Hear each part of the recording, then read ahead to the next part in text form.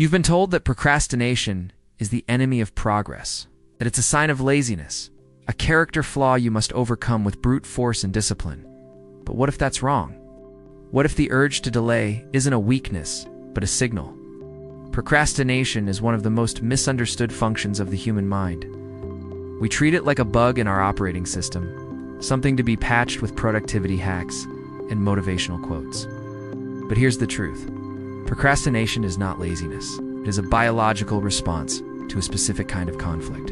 It's your brain's way of hitting the brakes when the path ahead is unclear, unaligned, or simply wrong. It's a protective mechanism, not a personal failing. Understanding this distinction is the first step toward reclaiming your focus and your sanity.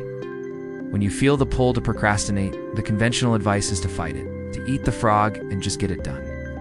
But forcing action when your mind is resisting often leads to a predictable outcome: shallow work. You go through the motions, ticking boxes without genuine engagement. You produce something, but it lacks depth, creativity, and insight.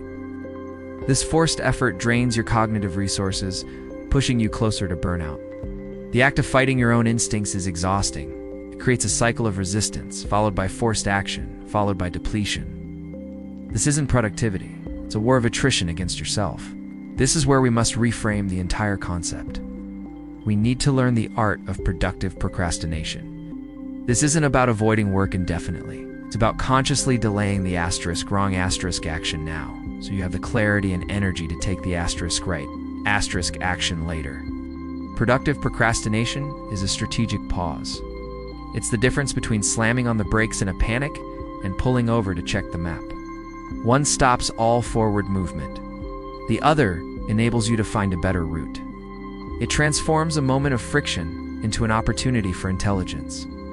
Take a closer look at the moments when procrastination appears. It rarely shows up when you are engaged in a task you understand and believe in. Instead, it emerges from ambiguity. It's a fog that rolls in when your goals are too vague, your next steps are undefined, or the task itself feels disconnected from your larger purpose.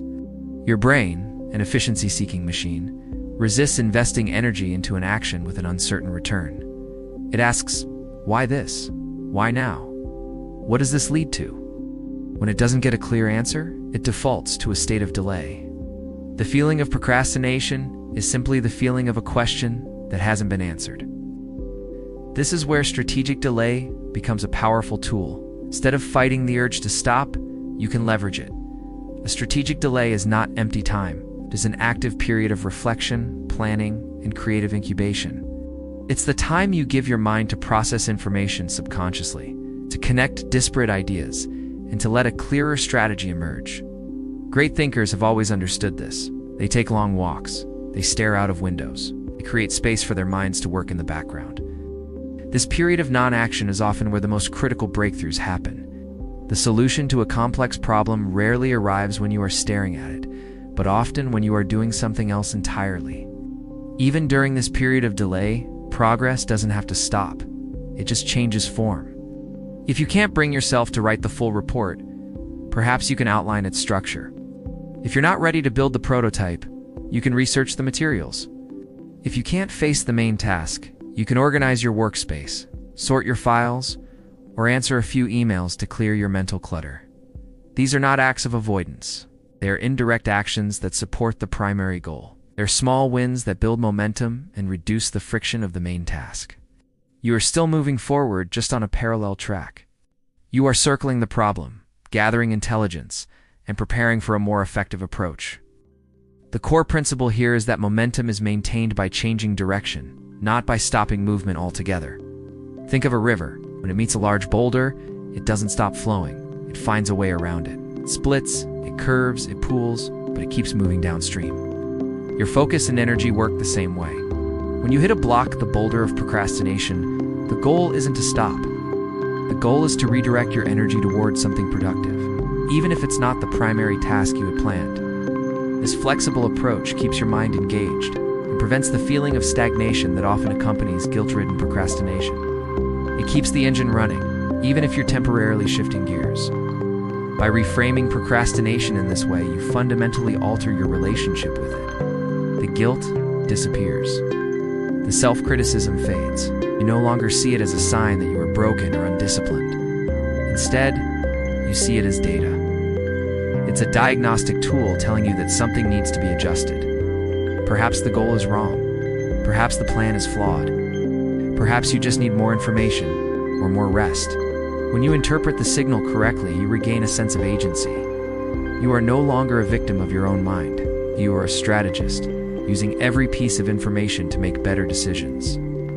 This shift from guilt to curiosity is where you take back control. Ultimately, this leads to a more sustainable form of productivity. The modern obsession with relentless, non-stop action is a recipe for burnout. It is built on the flawed premise that pressure is the primary driver of achievement. But here is a more profound truth. Sustainable productivity comes from aligned action, not from constant pressure. It comes from working asterisk with asterisk your natural rhythms, not against them. It's about clarity of purpose, intelligent planning, and the wisdom to know when to push and when to pause. When your actions are aligned with a clear and meaningful goal, the energy to perform them arises naturally. You don't need to force it. The resistance falls away and procrastination becomes irrelevant.